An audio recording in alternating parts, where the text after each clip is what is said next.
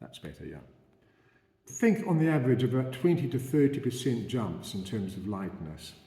So each layer should be about 20-25% lighter or darker, whichever way you're going. If you have a 50% jump, you've lost that graduation. If it's a 2% jump, then you're going to be there for eternity, sort of building up. And if you're professional, time is money, isn't it? So you want to find an time-efficient way of getting the best possible result.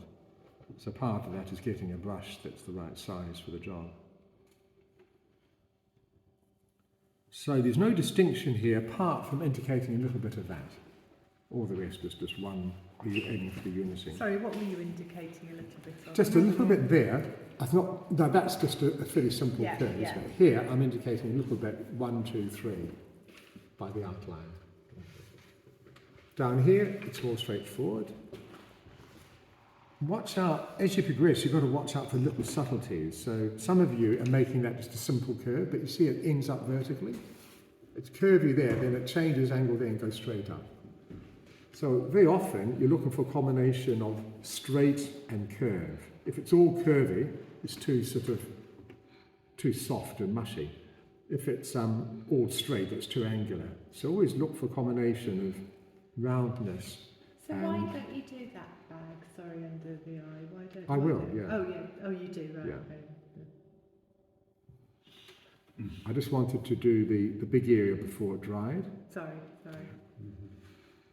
So I'm varying the pressure on the brush to feather. So as I'm painting, I'm pushing quite hard there, but so I just want to fill a large area. Around the edge, it's just the tips touching to get that feathering. All the time look at the original, so we come inside the nostril a little bit. Though you can use the final highlights as a guideline, where to give an idea of the shape, don't be too distracted by them, otherwise you won't make your first highlight wide enough. Inside the eyelid here. Control the amount of pigment. If it's too much on it, you won't get the control you need. So here, we want to keep away, we want to create that shape now, don't we? So a nice V. Thin, thick, thin. Here we can fill the whole nose with this. It's only later that we'll distinguish the triangle in the stem and the bulb at the bottom.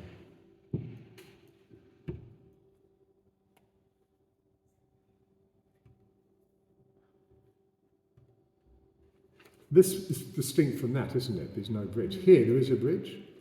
So all the time you're looking for distinction but bridges or gates.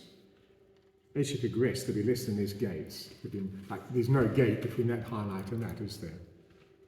Whereas all that's one big gate at the first highlight.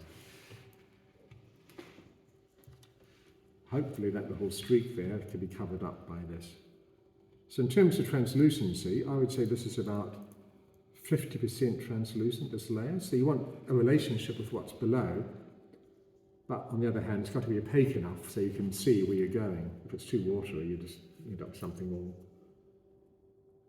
amorphous without definition. You're not doing any blending just yet? I am. Oh, you are. The whole time I'm blending the edge. Oh, okay. So the first thing is to make a good strong form. See that there? Making that, I'm not blazed, just going straight, keeping a form. But then at the very end, with a very light touch, just going over the edge. Oh, okay. I know it's with experience, but if you can get your form right quickly, that means that the paint's still wet, so it's really easy to blend the edge because it's still wet. But if you do that really slowly, when you come to do the edge, it's already dried and it takes a lot more time to feather. The first layer would be difficult to see. So here, we're not distinguishing at all, it's going right through that to show there's no red there. Okay. If you start right from the beginning, putting your fence around the lower lip, it'll look like, I don't know what it will look like, but not very nice. So we're here getting unity between the lip and the muscles around. It's only later with final highlights in the red that we distinguish. So we'd be adding some red back, will we? I'm going to do a lot more, yeah, there's Yeah. a lot more work you're going to do. Where's my little number? Oh, you've got number 2 hockey there. Yeah, there's certain periods of Russian iconography where Jesus, it looks like he's got rouge on his Yeah. cheeks. So here I've got a smaller brush to do this more accurate part here. With a lot of this, it's good to have 2 brushes in hand, the bigger one and the smaller one in hand. See, that's sort of got less white, so I could have actually had more white in the beginning, but it's probably easier and safer for you to go slightly on the yellower side than the white, so that if you make a mistake, it's not too obvious.